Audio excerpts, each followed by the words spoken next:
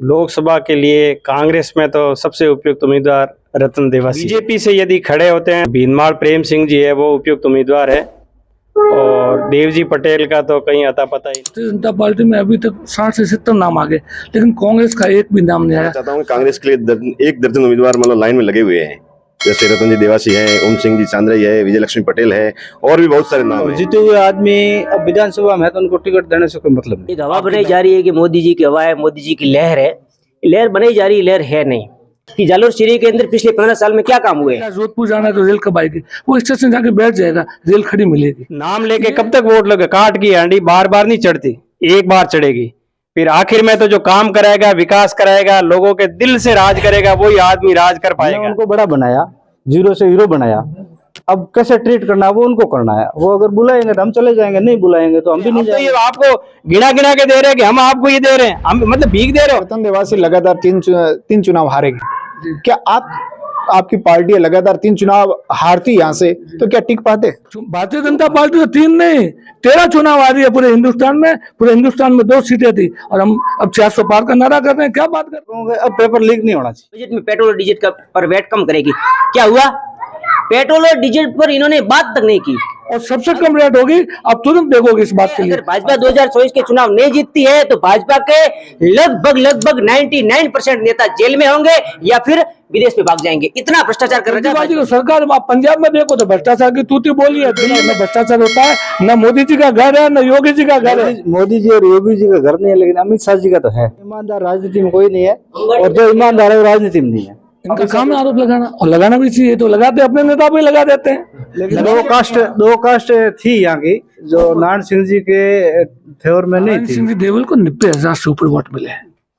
कोई छोटी मोटी बात नहीं है। जीतने वालों ने कई प्रधान बना दिए। प्रधान की सीट एक है यहाँ पे, 10 प्रधान बना दिए।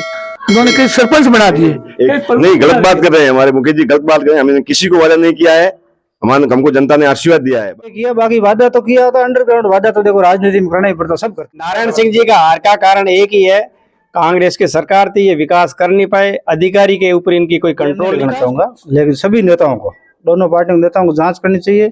यहाँ पर 8 लाख के खरंजे का बिल उठ चुका है, और मैं सामने देख रहा हूँ कि एक भी वो भ्रष्टाचार की जनक है, स्वीकार कर रहे हैं। हाँ तो अच्छी बात है। देखो ऐसे व्यक्ति सामने आने चाहिए। करना चाहते ही नहीं। मैं तो कहूँ ये नेता अभी तो भाग्य है रानीवाड़ा का कि इनको जिता देते हैं। का भी दौर चल रहा है, आप काफी इंटरेस्ट ले रहे हैं। नहीं सर, मेरे तो कोई नौकरी में नहीं है। मैं सारे विधायक सामने खड़े हैं और कोई विरोध नहीं किया, सबने समर्थन किया कांग्रेस का। तो वहां से प्रश्न नहीं आता है। ऑर्डर क्लियर करना पड़ेगा कि जिलों पर जो स्थिति उन्होंने रखी है वो लोकसभा चुनाव से पहले क्लियर करनी जनता पार्टी अपनी जुबान पे कायम रहती है। भारतीय जनता जिला बनेगा 100% रहने वाला सासोर में नहीं रहेगा। को लाओ जो कहीं आगे तो बढ़े, कम से कम। ये क्या बात है, मरने को आ रहे हैं, सारे टिकट दे देते हो आप। रमीला जी को टिकट दिया था, वहाँ रामलाल जी बूढ़े थे, इसलिए जालोर में रमीला जी को दिया, उसमें भी उसमें कांग्रेस के प्रत्याशी खड़े हो गए, इसलिए हारी, नहीं तो जीती वो। नमस्कार, मैं हूं रविंद्र सिंह उमट और आप देख रहे हो सर्कल न्यूज। सर्कल न्यूज का खास कार्यक्रम पॉलिटिकल चौपाल। सर्कल न्यूज का ये पहला एपिसोड है। पहले हमने पंचायत चौपाल का आयोजन किया था और आज पॉलिटिकल चौपाल का आयोजन हमने किया है। लोकसभा चुनाव, अंतरिम बजट और विधानसभा चुनाव के नतीजों को लेकर ये पॉलिटिकल चौपाल का सर्कल टीम ने आयोजन किया है। हमारे वरिष्ठ सहयोगी गुमान सिंह जी राव से कहूंगा कि आप पॉलिटिकल चौपाल का शुरुआत करें।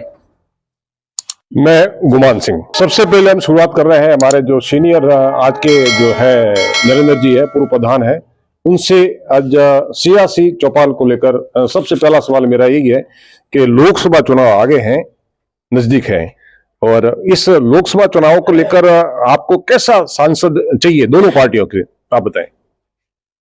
छोड़ो। धन्यवाद सर। लोकसभा चुनाव अभी इसी महीने में आचार संहिता लग जाएगी। आज की तारीख में लोकसभा के लिए कांग्रेस में तो सबसे उपयुक्त उम्मीदवार रतन देवासी है। अगर वो खड़ा होता है तो जरूर 100% चुनाव जीतेगा, मुझे विश्वास है। और दूसरा, बीजेपी से यदि खड़े होते हैं तो राव साहब, जो भीनमाल प्रेम सिंह जी है, वो उपयुक्त उम्मीदवार है। और देवजी पटेल का तो कहीं अता पता ही नहीं, क्योंकि वो ऑलरेडी विधानसभा में हार चुके हैं, तो लोकसभा में अब वो चल नहीं पाएंगे। देवजी पटेल का दावा है कि मैं टिकट किसी भी सूरत में लेके आऊंगा और जीतूंगा। अगर लाएंगे तो विधानसभा वाली स्थिति हो जाएगी, फिर तो आपके कहने का मतलब जवान जब्त हो जाएगी। कांग्रेस को सीट बाईपास देनी पड़ेगी। 25। रतन देवासी में क्या पात्रता है, योग्यता क्या है?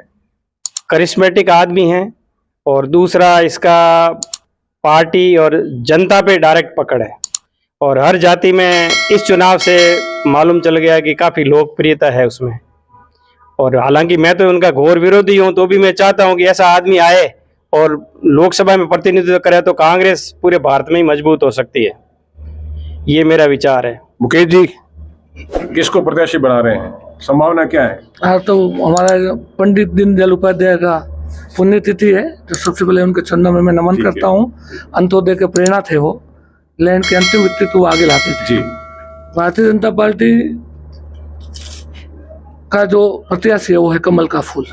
हम व्यक्ति पर आप वो नहीं करते फॉक्स, प्रत्याशी होगा वो कमल का फूल होगा। और राजस्थान की 2500 सीटें जीतेंगे, उसमें जालू प्रमुख रूप से है। नहीं ये तो आपने चलो मौखिक बात की है, पार्टी लाइन के हिसाब से बात की है। हकीकत क्या चीज है, कौन दावेदार प्रबल है? जो दावेदारी भी है, जो देख रहे हैं वो होर्डिंग्स लग रहे हैं, पोस्टर लग रहे हैं, प्रचार प्रसार हो रहे हैं, करोड़ों रुपए खर्च हो रहे हैं, इस बारे में क्या कहना है? देखो, भारतीय जनता पार्टी एक ऐसी पार्टी है जहाँ लोकतंत्र जिसको सही मायने में कहें, सबको अभिव्यक्ति की आज़ादी है। आप देख रहे हो कि भारतीय जनता पार्टी में अभी तक 60 से 70 नाम आ गए, लेकिन कांग्रेस का एक भी नाम नहीं आया।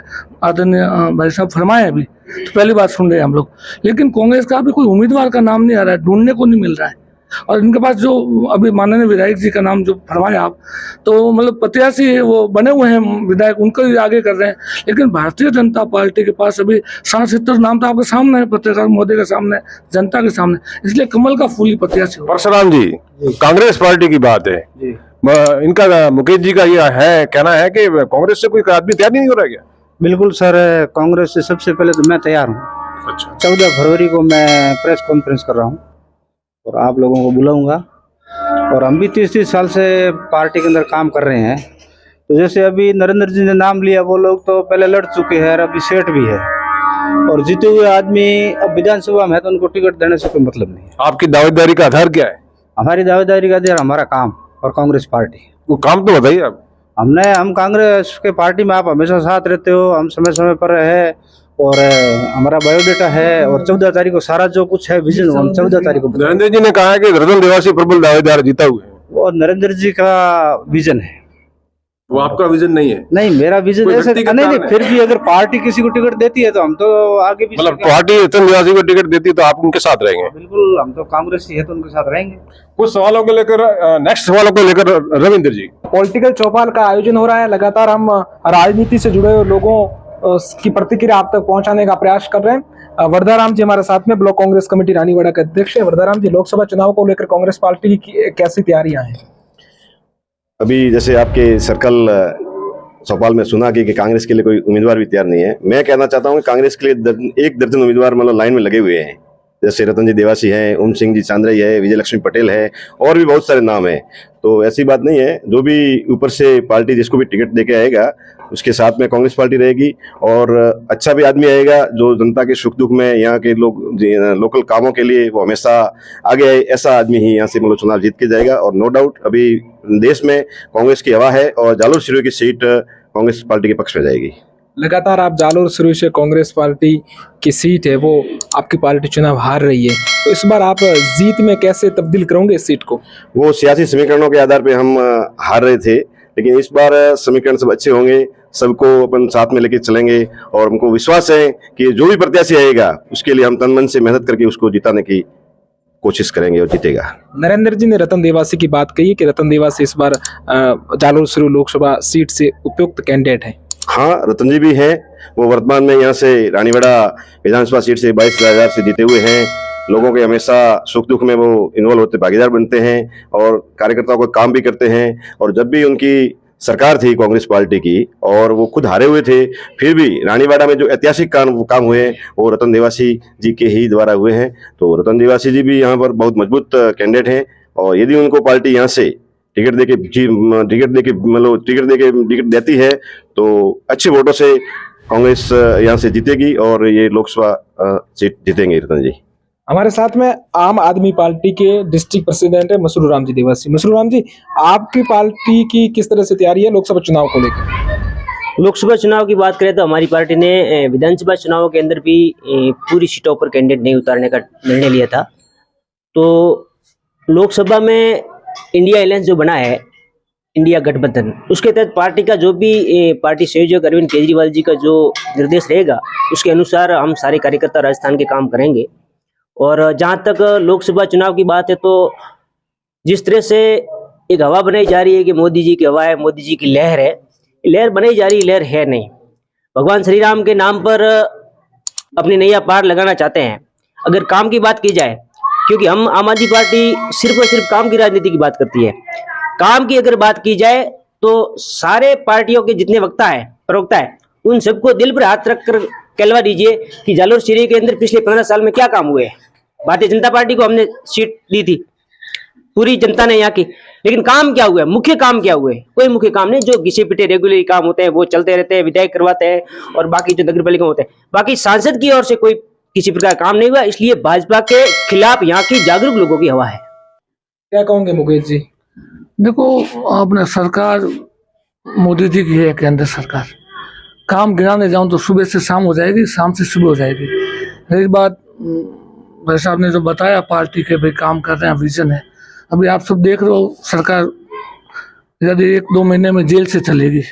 भ्रष्टाचार दिल्ली में कितना हुआ, किस विषय में हुआ, और वो क्या कर रहे हैं जनता के सामने। और यहाँ जो जालोर सीरी वाला विकास की बात है, मोदी जी ने विकास को कोई जाति नहीं देखी है, कोई क्षेत्र नहीं देखा है। आप रेलगाड़ी का आप देख रहे हो, दोहरीकरण हो रहा है। आप इलेक्ट्रिक वाले खंभे देख रहे हो, सपने में नहीं सोचा था हमने। आप बस स्टैंड पे जैसे जाते हो कि कोई भी बस भिनमाल 700 की मिल जाएगी, खड़े हैं। आज इस क्षेत्र के लोग रेलवे स्टेशन जाएंगे, समय पूछ के नहीं जाएंगे कि आज जोधपुर जाना है तो रेल कब आएगी, वो स्टेशन जाके बैठ जाएगा, रेल खड़ी मिलेगी। ये जो मोदी जी का विजन है, आप रोड का देख लीजिए, टेलीफोन डिपार्टमेंट देख लीजिए, मोबाइल का युग देख लीजिए, कंप्यूटर का युग देख लीजिए, सारी कोई भी ऐसा विषय नहीं है। अब मेडिकल डिपार्टमेंट का देख लीजिएगा, आप हर आदमी ऐसा समझता है कि मैं विदेश में इलाज कराने जाते थे, अब वो सब भूल गए। पैसा वाला हो या गरीब हो, सबको मोदी जी ने सुविधा दी है। आप 5 स्टार हॉस्पिटल में अपना इलाज करा सकते हो और बिना पैसे करा सकते हो, ऐसी सुविधा प्रदान की है। नरेंद्र जी, मुकेश जी ने जैसा कहा कि देश के अंदर विकास की लहर चल रही है, मोदी जी के नेतृत्व में जो सरकार चल रही है केंद्र में, उन्होंने बहुत सारा विकास किया है। क्या कहोगे आप?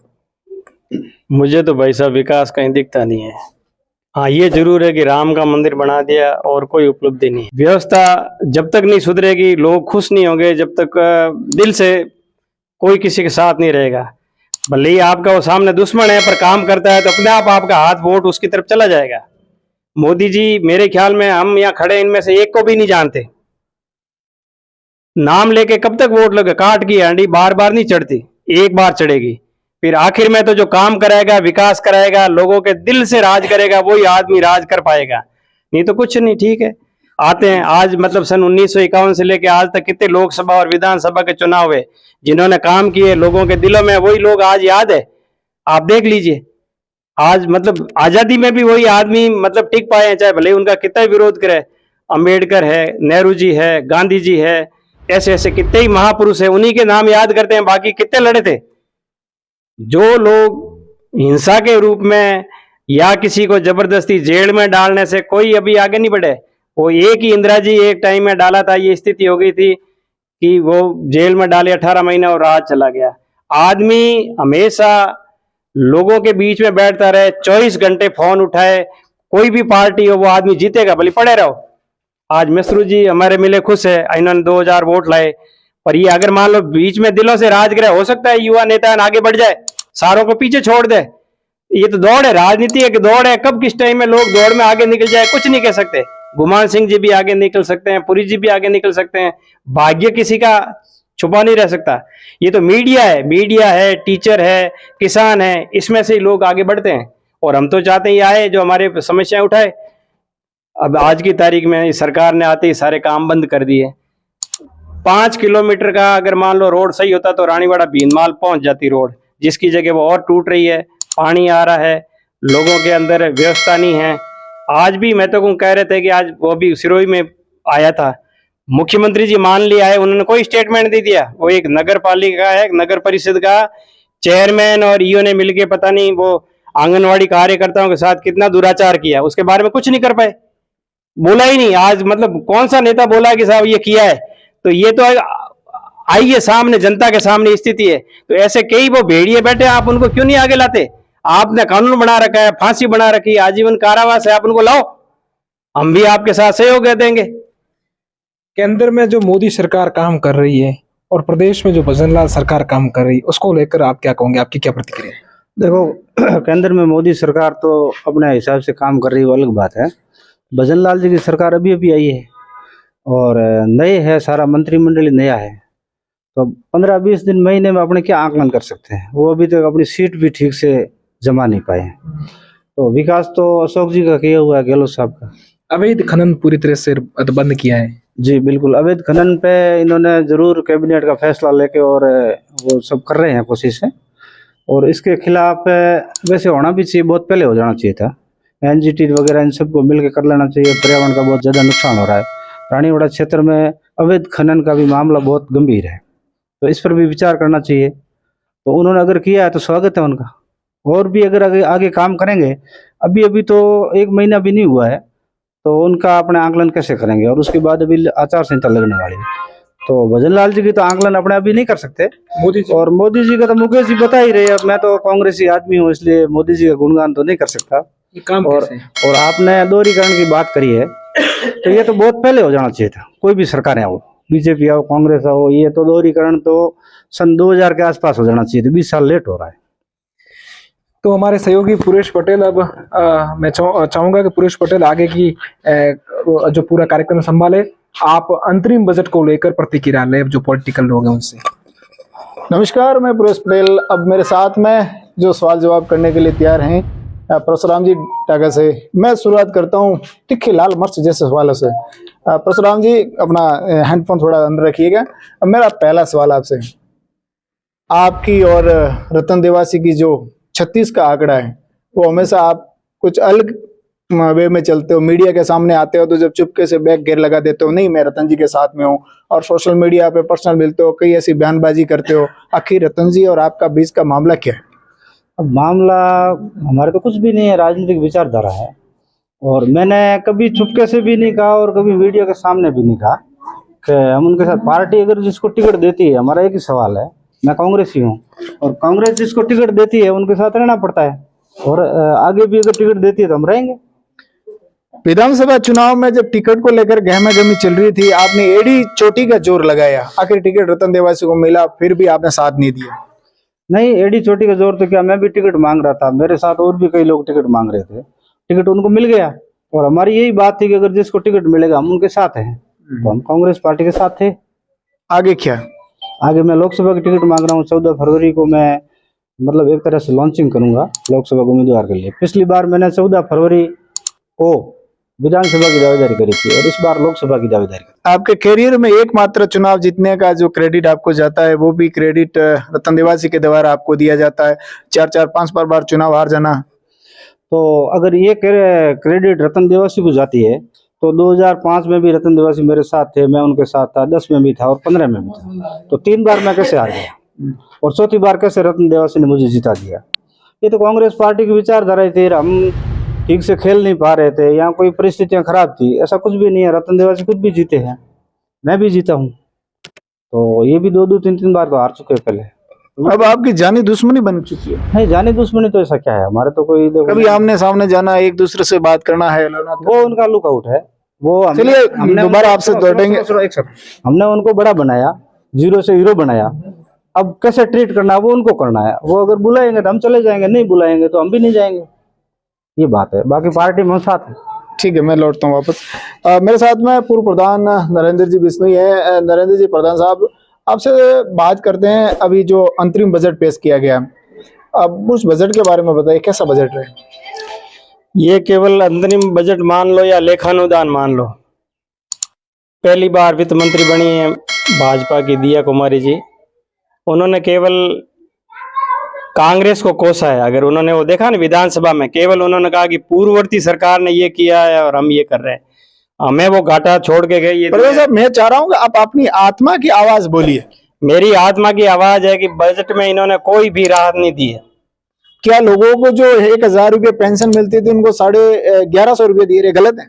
कम ही है। मैं तो कहता हूँ 5,000 रुपए देना चाहिए, आज 1,000 रुपए 1,100 रुपए पिछली सरकार में आपने कितना बढ़ाया? मैं तो उन्हीं की खिलाफत कर रहा था। मैं कहा कम से कम किसी को जीविका यापन योजना के तहत अच्छी रकम तो दीजिए जिससे उसका जीवन यापन चले। ये तो मजाक हो गया। वो कह रहे ना कि वो बकरी के मुंह में एक घास का तिनका दे रहे हो, उसे क्या फर्क पड़ता है? जो बकरी 24 घंटे खाती है, गांव में जो गरीब लोग है क्या स्थिति है आप देखो तो सही।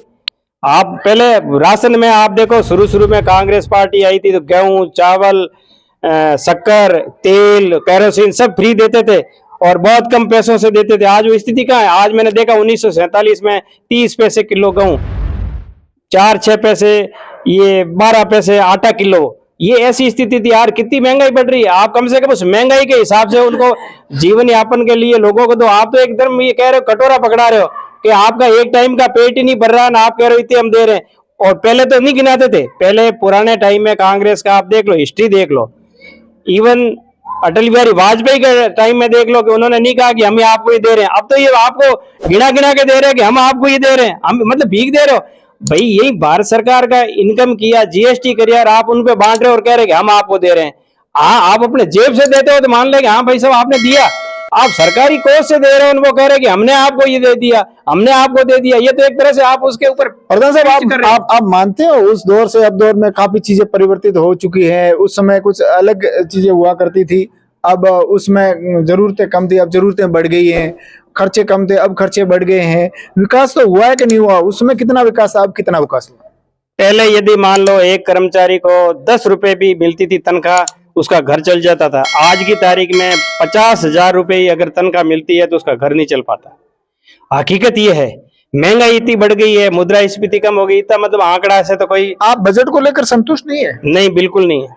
जितनी बहुत सारी घोषणाएं हुई, कोई कुछ भी नहीं है। इन्होंने कहा कि हमने ये कर दिया, वो कर दिया, पर हकीकत में मौके पे क्या है?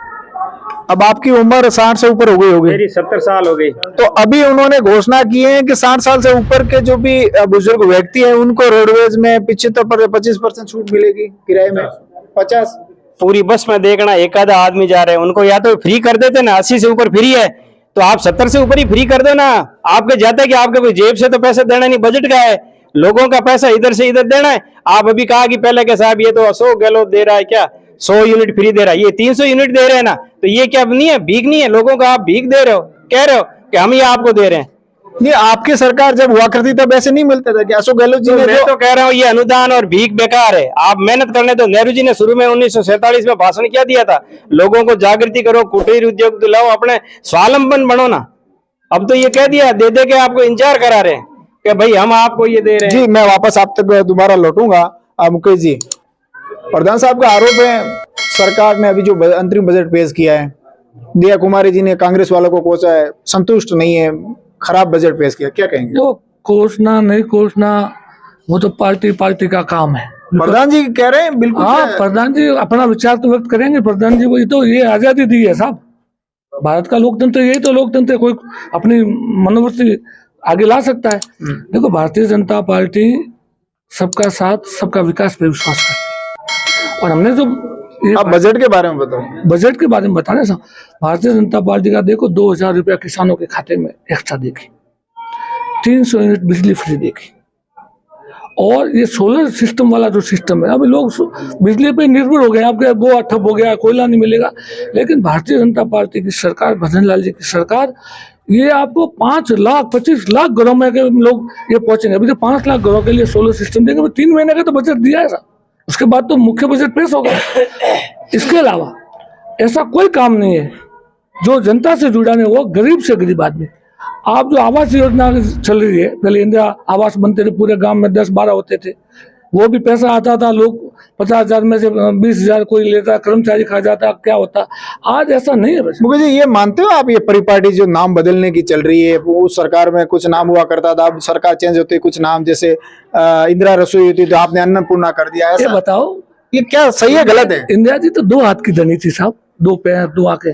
अन्नपूर्णा तो 1000 हाथ वाली माता है, माँ का नाम था पहले, उन्होंने बदल दिया, भाजपा ने कोई नहीं बदला नाम। अन्नपूर्णा देवी का नाम है जो 1000 हाथ धारण कर दिए। और नाम बदलने की परंपरा तो गांधी परिवार है ही नहीं, नाम तो उन्होंने बदला है। प्रियंका जी ने वाड्रा से शादी की, बीबी गांधी लगा रहे। इंदिरा गांधी ने किससे शादी की? फिरोजी से की, फिर भी वो गांधी लगा। जी एक सवाल थोड़ा बजट से लिंक से हट हमारा के, तो वही नाम है। एक सवाल आपसे ये मैं अंतिम पूछता हूँ, फिर आगे बढ़ता हूँ आगे। जिस तरह रतन देवासी लगातार तीन चुनाव हारेगी, क्या आपकी पार्टी लगातार 3 चुनाव हारती यहाँ से, तो क्या टिक पाते? देखो, भारतीय जनता पार्टी या कांग्रेस पार्टी, चुनाव है, जनता के बीच में जाएंगे, जनता निर्णय करती है, इसमें कोई नहीं, टिकना या फील्ड में रहना, नहीं, फील्ड में तो रहते ही है। लगातार 3 चुनाव हारने के बाद क्यों नहीं रहते हैं? भारतीय जनता पार्टी तो 3 नहीं 13 चुनाव आ रही है पूरे हिंदुस्तान में। पूरे हिंदुस्तान में 2 सीटें थी और हम अब 400 पार का नारा कर रहे हैं। क्या बात कर रहे हो साहब? 3 क्यों है? आजाद भारत में तो हम कोई चुनाव आ रहे हैं, अब तो हम आगे और बढ़ रहे हैं। चलिए मेरे सहयोगी आप तक पुनः पहुंचेंगे। वरदाराम जी, बजट को लेकर चर्चा करते हैं, क्या कहेंगे आप? कांग्रेस राजस्थान का जो बजट अभी भजनलाल सरकार ने पेश किया है ना, वो बिल्कुल निराशाजनक बजट है। और उन्होंने जो कांग्रेस की जो जन कल्याणकारी योजना थी, वरदाराम जी, एक कहावत है ना, अपनी माँ दूसरे की माँ ढाकण, नहीं वो वाली बात नहीं है। वास्तविक आप मतलब उसका आकलन कौन बजट का, कि जो भी राजस्थान में कांग्रेस की सरकार थी और जो जन कल्याणकारी योजनाएं लोगों के लिए, आम पब्लिक के लिए, मजदूरों के लिए, युवाओं के लिए जो लाई थी, उसको सबको बंद कर रही है और अपने सिरे से नई योजनाएं ला रही है। तो वो धरातल पे कब मतलब लागू होगी वो तो वो ही जाने। बाकी जैसे राजीव गांधी युवा मित्रों को लगाया था कांग्रेस सरकार ने, 50,000 लोगों को रोजगार दिया था, उनको आते ही उन लोगों को उन्होंने हटा दिया। तो ये क्या अच्छा किया क्या इन लोगों ने? इस बात से खुश होकर विपक्ष मजबूत होना चाहिए, और विपक्ष मजबूत अपने कब बताएगा? जब वो सत्ता पक्ष का विरोध करेगा, और विरोध करेगा तो सत्ता पक्ष 50,000 जो ये मित्र हैं उन्होंने हटाया 5,000। देखो, मैं बताऊं, पहले तो आंकड़ों में गफलत है। अभी आपने कल परसों देखा होगा, प्रबोधक बेचारे कब से तड़प रहे थे, उनको परमानेंट करने का काम किया भारतीय जनता पार्टी की। अभी 1 महीने की सरकार, आप बोल रहे हो कि 1 महीना हुआ है, आप अभी नए 70,000 भर्ती हमने अभी घोषणा कर दी है। और जो बदमाशी हुआ है, हर पेपर लीक हो गया था, आप कहाँ हटा रहे? नहीं हटाने के बाद लाखों लोगों को आपने पेपर लीक करके हटा दिया उनके दिमाग से। वो ओवरेज हो गए बेचारे लोग, फांसी खा के मर गए, बहनें मर गई, भाई मर गए, एक 6 बहने, एक भाई था, वो फांसी पर लटक के मर गया। और आप भारतीय जनता पार्टी को उन्होंने हटा दिया। कांग्रेस का दावा है कि कांग्रेस वाले कह रहे हैं 70,000 भर्तियां तो हमारे कार्यकाल की पेंडिंग है, वो कर रहे हैं। अरे कांग्रेस ने तो खूब पेंडिंग छोड़ी है साहब, जाती जाती सरकार ने खूब घोषणा की है। तो ये पेंडिंग वाली भगवान करेगा उनकी घोषणा हम पूरी करें। आप भी भगवान से प्रार्थना करो कि उन्होंने कोई जनहित में घोषणा की वो भाजपा पूरी करे, ताकि लोगों को, जनता को लाभ मिले। चलो, पेपर लीक नहीं होगा। क्या कहा परशुराम जी? मैं मुकेश जी को यहाँ कहूंगा रानीवाड़ा में, बाकी जयपुर तक तो मेरी आवाज जाए नहीं जाए, मुकेश जी को कहूंगा अब पेपर लीक नहीं होना चाहिए। बिल्कुल सही बात है। हाँ, पर वो जिला साचों से हमको नहीं चलो ठीक है, जिला साक्षर नहीं होना चाहिए तो पेपर लीक नहीं होगा। चलिए फसरू जी, आपसे बजट के बारे में तो काफी चर्चा हुई, मैं आपसे सीधा सवाल करता हूँ, एक बजट के बारे में अंतिम सवाल पूछूंगा। आप कह रहे हो कि हम अब एनडीए गठबंधन में जुड़े हुए हैं, कल इंडिया गठबंधन, कल ही पार्टी ने घोषणा कर दी हमारा किसी के साथ में गठबंधन नहीं है। तो आप चुनाव कह रहे हो कि हम तो इंडिया गठबंधन से चुनाव लड़ेंगे, क्या मामला है? उन्होंने तो घोषणा कर दी कि हम किसी के साथ नहीं है, आप यहाँ से चुनाव लड़ेंगे? बात ये है, मेरी यहाँ निजी बात मैं नहीं करूँगा। पहली बात तो मैं बजट के लिए करूँगा, इस सवाल का जवाब बाद में दूंगा। बजट के लिए जो मुख्य बात करनी थी इन लोगों ने की नहीं है।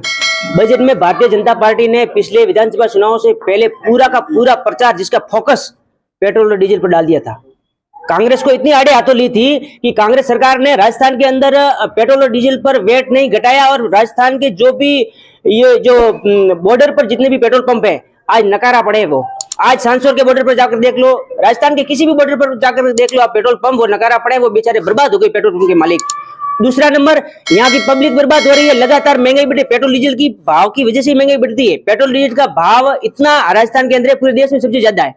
पड़ोस में पंजाब, जहां हमारी आम आदमी पार्टी की सरकार है, बहुत कम भाव है। इधर भाजपा की सरकार, गुजरात में भाव कम।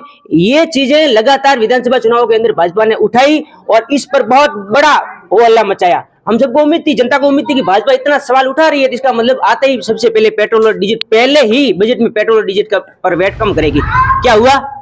पेट्रोल और डीजल पर इन्होंने बात तक नहीं की। अब राजस्थान की जनता लोकसभा चुनाव में इनको सबक सिखाने के लिए तैयार बैठी है। दूसरी बात आपने जो करी गठबंधन की, इंडिया गठबंधन का जो लास्ट, मसरू जी, पूर्व में कांग्रेस की सरकार थी, रेट तो उस समय बढ़ी हुई थी, अब भाजपा की सरकार आई, अब आप करो सबक सिखाने की बात, तो कांग्रेस और भाजपा दोनों कांग्रेस को रेट कांग्रेस की सरकार ने बढ़ाई थी तो कांग्रेस को सबक सिखा दिया लोगों ने। अब रेट घटाने के लिए भाजपा की सरकार लोगों ने लाई, जनता लाती है, सरकार तो जनता ने लाई। अब जनता भी नहीं भाजपा की नहीं घटाएगी तो लोग भाजपा को सबक लोकसभा में सिखा देंगे, ये बात है। पेट्रोल और डीजल का पर वेट कम होना बहुत जरूरी है। महंगाई का मुख्य कारण ही पेट्रोल डीजल है। देखो, पेट्रोल डीजल के लिए बात भारतीय जनता पार्टी के मैनिफेस्टो में है और भजनलाल सरकार ने पहली बार जब विधानसभा पहली बार ही बुला दी तो उन्होंने तुरंत इस पे कमेटी बना दी है कि कैसे इसको कम से कम करना है। हिंदुस्तान में नजर पेश होगी आने वाले दिनों में, चुनाव से पहले, चुनाव ने अभी आपको ये देखने को मिल जाएगा। इसके लिए एक समिति बनाई है कि पेट्रोल और डीजल में राजस्थान को कैसे मजबूत करें और सबसे कम रेट होगी। आप तुरंत देखोगे इस बात के लिए भारतीय जनता पार्टी इसके लिए कृत संकल्प है। ये वो तो देख लेंगे। अब लास्ट में मैं यही कहना चाहता हूँ, लास्ट में ये दोनों पार्टियां कांग्रेस और भाजपा दोनों पार्टियां केजरीवाल की नकल करने के लिए मजबूर हो चुकी है। आप देख लीजिए, पिछली बार ये विद्युत बिजली की बात की जाए, 50 यूनिट बिजली फ्री की गहलोत जी ने, उसके बाद में लास्ट में 100 यूनिट फ्री की, उसके बाद में भी इन्होंने मैनेज इनका नहीं हो पाया। अब इन्होंने 300 यूनिट का लॉन्च किया। आप कह रहे हो कि कांग्रेस और बीजेपी है जो केजरीवाल की नकल करने के लिए तैयार है हुए, लेकिन आपकी पार्टी के जो नेता है मनीष सिसोदिया जेल में बैठे हैं। जेल में तो देखो कितना भ्रष्टाचार बड़ा है दिल्ली में। आज दिन तक उनके ऊपर 1 रुपए का करप्शन, अगर तो जेल ऐसे कैसे जेल डाल दिया? जेल में कई सारे आज तानाशाही चल रही देश के अंदर। जेल में क्यों डाला? तानाशाही चल रही है लगातार। हर विपक्षी नेता को जेल में डाला जा रहा है। संजय सिंह जी को जेल में डाल दिया, कई अभी सोरेन साहब को जेल में डाल दिया। हर विपक्षी को जेल में डाला जा रहा है ताकि 2024 के चुनाव जीते जा सके। अगर भाजपा 2024 के चुनाव नहीं जीतती है तो भाजपा के लगभग 99% नेता जेल में होंगे या फिर विदेश में भाग जाएंगे। इतना भ्रष्टाचार कर रखा है भाजपा के लोगों ने। तो आप लोग आवाज नहीं उठा रहे, मुकेश जी क्या कहेंगे? एक भ्रष्टाचार का आरोप बता दे इस 10 साल की सरकार में मोदी जी का, एक सरकार। और ये तो केजरीवाल जी की सरकार, आप पंजाब में देखो तो भ्रष्टाचार की तूती बोली है। दिल्ली में यदि तो न्यायपालिका है ना, उस पर तो आपको विश्वास है और वहां से आपको जमात नहीं मिल रही। यदि कोई, मैं आपको यदि गलत फंसा भी देता हूँ, गलत जेल में भी डाल दें तो सरकार को फटकार मिलती है, पुलिस वालों को फटकार मिलती है। कानून अपना काम कर रहा है और वो जेल जा रहा है। अभी ईडी के सामने पेश क्यों नहीं हो रहे भाई? बार 5 सम्मन दे दिए। उन्होंने अभी दावा किया है कि अभी सरकार नहीं बनी 2024 में। भारतीय जनता पार्टी सीना छोड़ा करके घूमती है और भारतीय जनता पार्टी का कार्यकर्ता इसके लिए गर्व महसूस करता है कि 1 रुपए का न भ्रष्टाचार होता है, न मोदी जी का घर है, न योगी जी का घर है, न किसी को बहन को आगे बढ़ाना, न बहनों को आगे बढ़ाना है। ये भारतीय जनता पार्टी है। केजरीवाल जी ने तो तैयारी कर ली है अपने मिसेज को बढ़ाना। मोदी जी और योगी जी का घर नहीं है, लेकिन अमित शाह जी का तो है। एक दो का नहीं है, बाकी सबका तो है। तो ऐसा कुछ नहीं है। ईमानदार राजनीति में कोई नहीं है और जो ईमानदार है वो राजनीति में नहीं है। अमित शाह के ऊपर आरोप लगाए, इनका काम है आरोप लगाना और लगाना भी चाहिए। तो लगाते अपने नेता पे लगा देते हैं, लगाना ही चाहिए आरोप, ये तो लगाएंगे। पर हम बेदाग हैं, आरोप लगे, पानी आप कितने लाओ, हमारे ऊपर पानी किससे जितना डालोगे कमल उतना ही खिलेगा। बेदाग है, कोई बात नहीं। मुकेश जी, आपके आमरण अनशन भूख हड़ताल का क्या हुआ? आप सांचौर से हटने की मांग कर रहे थे। सरकार जालोर जिला से जो रातों रात इन्होंने बिना कोई वो हो गया और ये होगा, ये बिल्कुल होगा।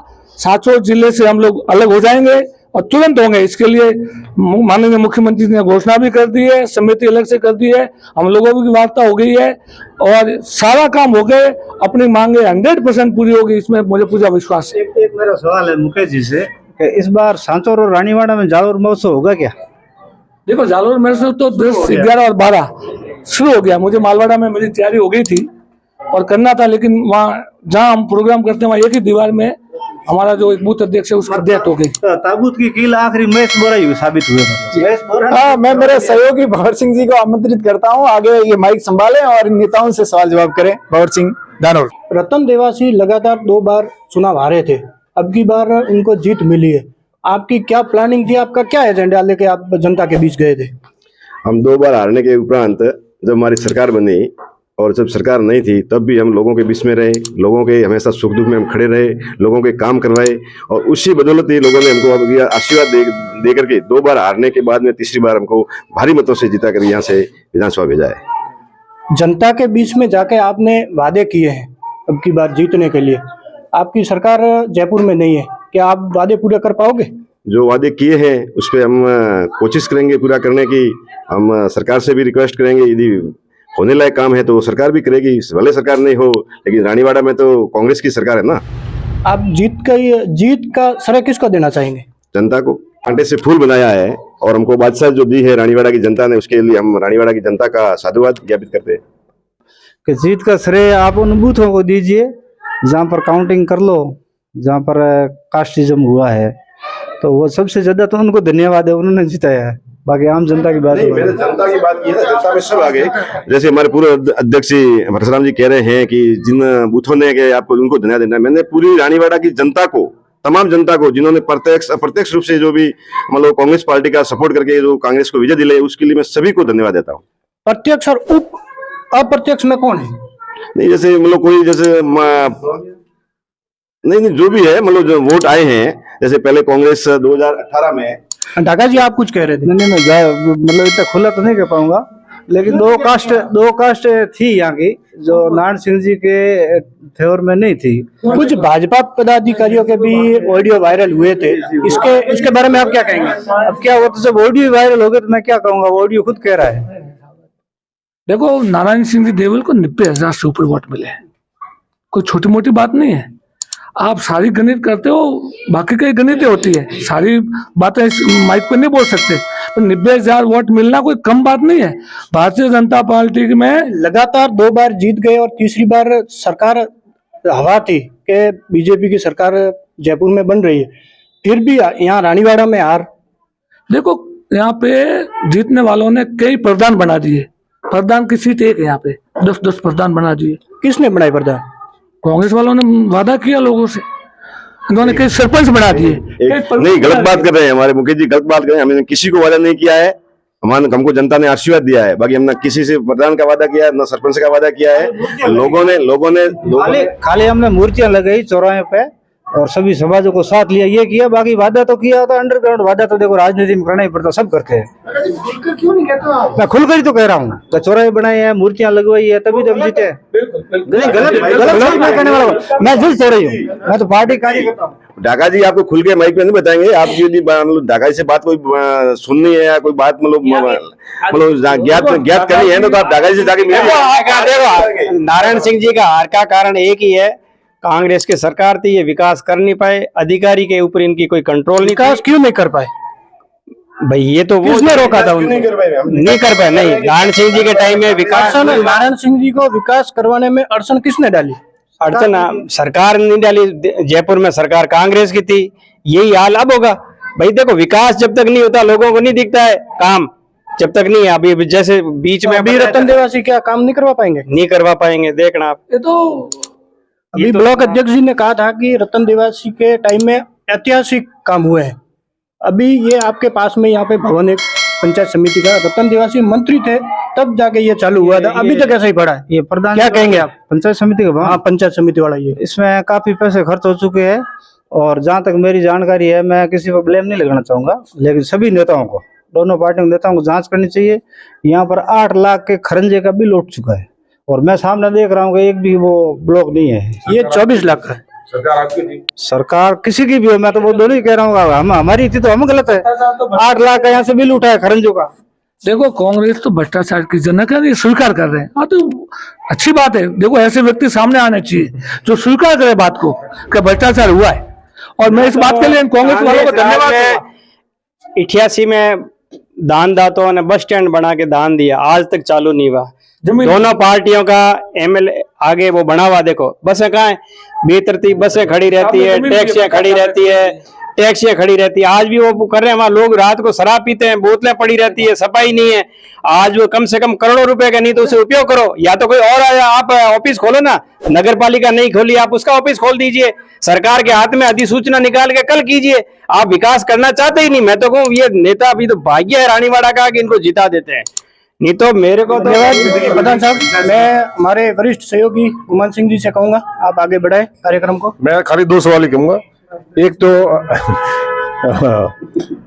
पर्ची वाली सरकार, ये सरकार इतनी फेमस क्यों हो रही है? पर्ची वाली सरकार थोड़ा बताया। पर्ची तो ये है कि वसुंधरा जी को पर्ची दी और वो राजनाथ सिंह ने मुंह घुमा दिया, तो बस पर्ची का उस टाइम में ये फेमस हो गया कि पर्ची वाली सरकार। उसके बाद विधानसभा में सत्र भी चला दो, पर्ची रही है, बजट भी पर्ची का कहा है, ऐसी लाल डायरी है। ये तो एक तकिया कलाम हो गया। अच्छा। जैसे वो किसने ने वो गृह मंत्री भारत के कहा कि ये तो क्या मोदी जी के जुल्म हैं कि 15 लाख रुपए खाते में आ जाएंगे। ये तो राजनीति के टाइम चलते हैं, ये तो आपस में एक दूसरे के, पर नेता सब एक है, एक साथ कैंटीन में खाना खाते हैं। अभी मोदी जी ने बुलाया विपक्ष के सारे एमपीओ को कि आ जाओ भाई साथ में खाना खाते हैं, तो ये तो लोग लड़ रहे हैं, अगर देखा जाए तो नहीं लड़ना चाहिए। ठाकर जी, ट्रांसफर का भी दौर चल रहा है, आप काफी इंटरेस्ट ले रहे हैं। नहीं सर, मेरे तो कोई नौकरी में नहीं है, मैं क्यों इंटरेस्ट लूंगा। जब भी कोई लिस्ट आती है जब आप उस पर कमेंट करते हैं। नहीं सर, मैं तो व्हाट्सएप ग्रुप पे मुझे जानकारी है, मैं सजिंदा हूँ, जयपुर से कनेक्टेड हूँ, तो मुझे पता लग जाता है कल किसकी ट्रांसफर। आप अभी केसर पैलेस का सामने आपका फोटो आया था, काफी चर्चा में रहा था। केसर पैलेस कोई भिंगमाल साइड है। हाँ बिल्कुल, मैं वहाँ जाता था, वहाँ हमारे भगवान जी वकील है, और मैंने एक कोई अभी PIL लगाई है हाई कोर्ट में अवैध खनन के खिलाफ। तो मैं वहाँ गया तो सामने एक शानदार मकान बन रखा था, तो फिर मैंने वहाँ सेल्फी ली, फोटो खींचा, तो मैंने फिर पता किया, मुझे पता नहीं था कि मकान है, मैंने सोचा कोई स्कूल होगी यहाँ कोई, फिर किसी ने कहा कि ईश्वर सिंह जी देवल का केसर पैलेस। अच्छा, वहाँ गए थे मिलने। चलो अच्छा, अंदर नहीं गया। हाँ मसरूफ भाई, आपकी आबकारी नीति का भी पूरी विश्व प्रसिद्ध है, दिल्ली की प्रसिद्ध है नहीं, लोगों ने कर ली। तो राजस्थान की ये जो अभी आबकारी बजट में घोषणा हुई है, क्या कहते हैं आप? यूँ है कि आबकारी नीति जो दिल्ली की आपने बात की, उसका जवाब मैं देता हूँ, स्पष्ट देता हूँ। आबकारी में शराब घोटाला कहाँ होता है? शराब घोटाला जहाँ होता है वहां पर शराबबंदी हो। जैसे गुजरात में शराब घोटाले होते हैं हर साल। आज 133 लोग मर गए जहरीली शराब पीकर, आज 150 लोग जहरीली शराब पीकर मरते हैं, ठीक है, तो वो आती कहाँ से शराब? गबन नहीं है वो। गबन नहीं है तो कुल मिलाकर जहाँ शराब बंदी है वहाँ शराब आती कहाँ है? गबन नहीं है तो क्या नेता उनमें से कमीशनखोरी करते हैं, लोगों अपराध है, ठीक है। मैं तो इस शराब नीति की बात कर रहा हूँ, जो उस शराब नीति के चक्कर में कई आपके मंत्री जेल में बैठे तो वो बाइज्जत बरी होंगे। हाँ, वो तो अलग बात है। राजस्थान में राजस्थान की जो अभी हमारे नेता पर 1 रुपए का ब्लेम अब तक नहीं लगा है। नहीं, अभी आपने स्टडी की राजस्थान में जो अभी बजट में जो आबकारी नीति की घोषणा हुई है, मतलब अभी इसके बारे में मैंने ज्यादा स्टडी नहीं की है, लेकिन मैं कह सकता हूँ राजस्थान के अंदर जो भी आबकारी नीति की घोषणा हुई, वो जो भी नीति बनाई होगी, वो पहले कांग्रेस ने भी बहुत भ्रष्टाचार इसमें किया और ये भाजपा भी करेगी, ये फाइनल। तो मालूम नहीं, लेकिन ये जो आम आदमी वाले मसरूफ जी कह रहे हैं, तो गुजरात में जो घोटाला नहीं, गुजरात में तो वो क्राइसिस कह सकते हो आप, यहाँ स्कैंडल कह सकते हो। बाकी ये जो खरीद और बेचान घोटाला, तो जो खरीद की पॉलिसी होती है वहाँ होता है। और अब इतनी बड़ी संस्था अगर वहाँ जांच कर रही है, इतने दिन जेल में रहे हैं, जज भी बैठते हैं, लंबी चौड़ी फौज होगी क्योंकि वो वहाँ के शासन में है दिल्ली के, तो वकील भी होंगे, तो इतना तो हाँ बिल्कुल बरी तो नहीं है। बरी होते तो कब से निकल जाते हैं, और जज भी उनको बरी कर देते हैं। सुप्रीम कोर्ट का मामला है। चलो मुकेश जी, आपकी अब क्या जो आबकारी मंत्री जी ने जो घोषणा की, इसमें गोदाम 1 के 2 किए, क्या फायदा होगा उससे? देखो, भारतीय जनता पार्टी एक समिति बनाती है और उस पर वो पूरा फीडअप लेके, पूरी जानकारी लेके, यदि गलत होगा तो उसको वापस बंद भी करेगी, तो सही है तो उसको बढ़ाएगी, कोई बात। ये पूरे राजस्थान में 2 गोदाम किए यहाँ, बॉर्डर पे हर दुकान पे एक गोदाम था ना, प्रावधान वहाँ डबल किया। वो फिर ध्यान नहीं था। अगर क्या कहना आपके? अगर बॉर्डर पे अगर 2 गोदाम है तो गाड़ी आराम से ब्रेक, क्यों गुजरात में बंदी है शराब की, महंगे भाव में बिकता है, क्यों हमको पता है, हमको रास्ता निकल आएगा ना। हाँ, अच्छा, नया रास्ता है। तो जैसे 4 गाड़ी उधर लग जाएगी, 4 उधर लग जाएगी, तो मतलब माल ज्यादा बिकेगा अगर बॉर्डर पे है तो। एक मेरा गुमान सिंह जी ये था प्रश्न, अपन यहाँ आए थे तो यहाँ पर वो 2, एक तो पैसेंजर गाड़ी थी और एक एक्सप्रेस गाड़ी जा रही थी। एक्सप्रेस गाड़ी 3 नंबर पे रुकी थी और लोकल गाड़ी 1 नंबर पे रुकी। वहां पर ओवर फुट ब्रिज नहीं होने से वो लोग पेशेंट बूढ़े वहां से कूद के और इस प्लेटफार्म पे आते हैं, उनको बड़ी तकलीफ होती है। ये रानीवाड़ा की बहुत भारी समस्या है, इसकी ओवर फुट ब्रिज बहुत जल्दी बनना चाहिए जिससे सबको अपने राहत मिले। अभी बैठे बैठे मैंने देखा कि वह लोग आ रहे, बड़ी मुश्किल से उतर के हाथ करके फिर इनको ऊपर खींच रहे हैं। देखो, बहुत अच्छी बात बताई भाई साहब ने, ये बनना भी चाहिए। अभी मैं आपको एक खुशखबरी दे दूं, ओवर ब्रिज बन रहा है अभी, बस कल इसका उद्घाटन हो जाएगा। नहीं, मैं निवेदन कर रहा हूँ, वो भी जरूरत है ना। फाटक आपको 1-1 घंटा रुकना पड़ता है। मोदी जी की सरकार आने के बाद उन्होंने कहा 2016 से एंड तक सब जगह काम शुरू करके, मतलब फाटक मुक्त अच्छा काम, ओवर ब्रिज तुरंत। इस बार ये चुनाव होते ही, ये रेलवे नहीं बनाई, मैं बताऊं सर, बनाना चाहिए। रेलवे का अपना विजन है, पैसा अपना विजन है। Bharatiya Janata party double engine सरकार है, अब तो डबल इंजन की सवारी है। आपका अपना मानना है, लेकिन ये जो आप ओवर ब्रिज की बात कर रहे हो रानीवाड़ा में ROB, तो ये तो पहले से ही सैंक्शन है और अभी बनेगा, तो इसमें आपकी डबल इंजन सरकार का कोई मतलब नहीं, रेलवे का मतलब नहीं है, PWD बना रही है। नो डाउट रेलवे में काफी अच्छा काम हुआ है साहब। यूं है, ये केंद्र सरकार की योजना है कि फाटक मुक्त करना है। कोई राजस्थान सरकार बनाती है, भले वो किसी भी पार्टी की हो, तो कभी के बन जाते हैं। ये डबल सरकार से निवेदन है, ये सिंगल बन रहा है, ये डबल बने तो भविष्य में, क्योंकि सांचौर ये आबू रोड है ना, डिफेंस रोड है, तो बड़ी बड़ी गाड़ियां चलेगी। यहाँ पर जैसे मालवाड़ा में है तो बहुत ही सिंगल है, देखो आपने को आमने सामने गाड़ियां हो तो पूरा ये पुल धूसता है। तो मैं चाहता हूँ मजबूत और दोहरा बने, आने जाने का बने, तो उसमें बहुत ही फायदा रहेगा। हालांकि उसमें मेरी जमीन जाती है तो कोई तकलीफ नहीं है, पर एक ही जगह डबल लाइन निकलती है ना आने की और जाने की, तो ये बहुत बढ़िया होगा। पीडब्ल्यूडी भी सरकार का हिस्सा है। पीडब्ल्यूडी कोई अपना सरकार नहीं है भाई, वो भारतीय जनता पार्टी के अंदर में ही है सरकार। पीडब्ल्यूडी कोई अपना कोई सरकार नहीं है। पीडब्ल्यूडी हम बनाते हैं, हमको पीडब्ल्यूडी नहीं बनाना। नहीं, ये मैं वो नहीं कहता आप बनाओगे, लेकिन जहाँ पर ओवर ब्रिज की बात है वो पीडब्ल्यूडी बनाती है। रेलवे कभी ओवर ब्रिज नहीं बनाता है, रेलवे अंडर ब्रिज बनाता है। लेकिन ये पहले से सेक्शन है, कांग्रेस सरकार ने बनाई थी, नहीं बना वो अलग चीज है। देखो ओवर ब्रिज में केंद्र सरकार का भी पैसा लगता है और राज्य सरकार का भी इसमें हिस्सा होता है। यदि जानकारी नहीं तो जानकारी ले लीजिएगा, हो सकता है कम ज्यादा जानकारी हो, लेकिन मुझे जानकारी है केंद्र सरकार का भी पैसा लगता है इसमें, राज्य सरकार। अब डीजल इंजन की सरकार है, अच्छा बनेगा, मजबूत और भ्रष्टाचार मुक्त बनेगा। रानीवाड़ा से पूर्व विधायक नारायण सिंह जी ने भी दावेदारी की है लोकसभा चुनाव में, क्या आप भी साथ हैं उनके? देखो भारतीय जनता पार्टी ऐसी पार्टी है जिसमें कोई भी, ये भारतीय जनता, आपको मालूम ही नहीं होगा कि भजन लाल जी और सबको विधायक के सामने, कांग्रेस जैसा नहीं है कि विपक्ष का नेता बनाया है अभी।